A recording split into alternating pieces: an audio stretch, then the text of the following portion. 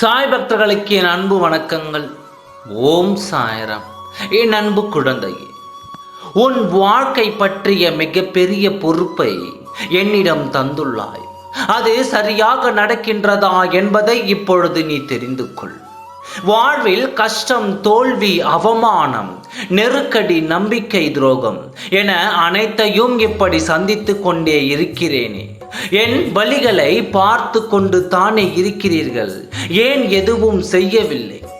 என் சூழ்நிலையை ஏன் இன்னும் மாற்றவில்லை என்னும் உன் ஆதங்கம் எனக்கு புரிகிறது. சூழ்நிலை மோசமாகத்தான் போகிறது. மாறும், முன்னேறும் என்று நினைத்த இடத்தில் எல்லாம் உனக்கு எதிராகத்தான் நடக்கின்றது. இந்த உன் மனக்குமுறல்கள் என்னால் உணரவும் முடிகிறது. இந்த இக்கட்டான சூழ்நிலையை உனக்கு கொடுத்திருக்கிறேன் என்றால் உன்னை கஷ்டப்படுத்தும் எண்ணம் இல்லை. வாழ்க்கையில் வரும் சூழ்நிலைகள் எப்பொழுது வேண்டுமானாலும் மாறலாம். அது யாரால் வேண்டுமானாலும் மாற்றப்படலாம். இந்த அடிப்படையான உண்மையை உனக்கு புரிய வைக்கத்தான் இந்த லீலைகள் சாயப்பா லீலைகள் என்று சாதாரணமாக நீங்கள் சொல்லிவிட்டீர்கள். ஆனால் அதன் வழி எனக்கு மட்டுமே தெரியும். இது ஏன் என்பது தானே உன் கேள்வி. சொல்கிறேன் கேள். முதலில் நீ சிறு பிள்ளையாய் கஷ்டம், தோல்வி என்றால் என்ன என்பது கூட தெரியாத நிலையில் சந்தோஷம்தான் வாழ்க்கை என்று சந்தோஷமாகவே இருந்தாய்.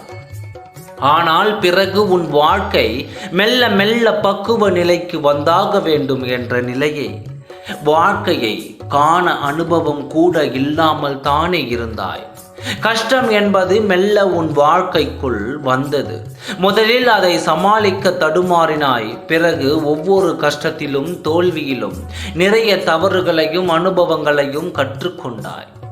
அடுத்தடுத்து கஷ்டம் என்று அடுத்தடுத்து வந்த பொழுது உன் நம்பிக்கை, வைராக்கியம், பொறுமை வளர்ந்து கொண்டே வந்தது. வாழ்க்கையின் உண்மை முகத்தை புரிந்து கொள்ள ஆரம்பித்தாய். பிறகு சூழ்நிலைகளை புரிந்து கொண்டு வாழ்க்கையை ஏற்க பழகினாய். பிறகு எந்த சூழ்நிலை வந்தாலும் மனம் தளராமல் அதை உனக்கு ஏற்றவாறு நேர்மையாக மாற்ற முயற்சிக்க ஆரம்பித்தாய். எனது வார்த்தைகளை கேட்டு கேட்டு உன் மனதை நீ பக்குவப்படுத்தி கொண்டாய். இப்படி உன்னை சிறு சிறு படிகளால் ஒரு சின்ன குழந்தை நடையை பழகுவது போல வாழ்க்கையில் பயணிக்க உன்னை கற்றுக் கொடுக்க வருகிறேன் என்பதையும் நீ உணர்ந்து கொண்டாய். இந்த தருணத்தில் தான் எனக்கும் ஒரு மிகப்பெரிய பொறுப்பை சுமத்தி கொண்டிருக்கிறார். என் சாயப்பா எனக்கு நல்லதுதான் செய்வார். என் வாழ்க்கைக்கு அவர்தான் பொறுப்பு. எது நடந்தாலும் என் சாயப்பாவின் பாதமே சரணமே என்று இப்படி பெரிய பொறுப்பை என் தலையில் நீ சுமத்தி விட்டாய். அப்படி இருக்கையில் உன்னை எப்படி குழந்தையே தனித்து தவிக்க விடுவேன்? உன் கண்ணிற்கு வெகுமதிகளை நிச்சயம் கொடுப்பேன். என்றும் நான் உன்னிடம்தான் இருக்கின்றேன். நம்பிக்கையோடு இரு, நல்லதே நடக்கும். ஓம் சாய்ராம். நன்றி, வணக்கம்.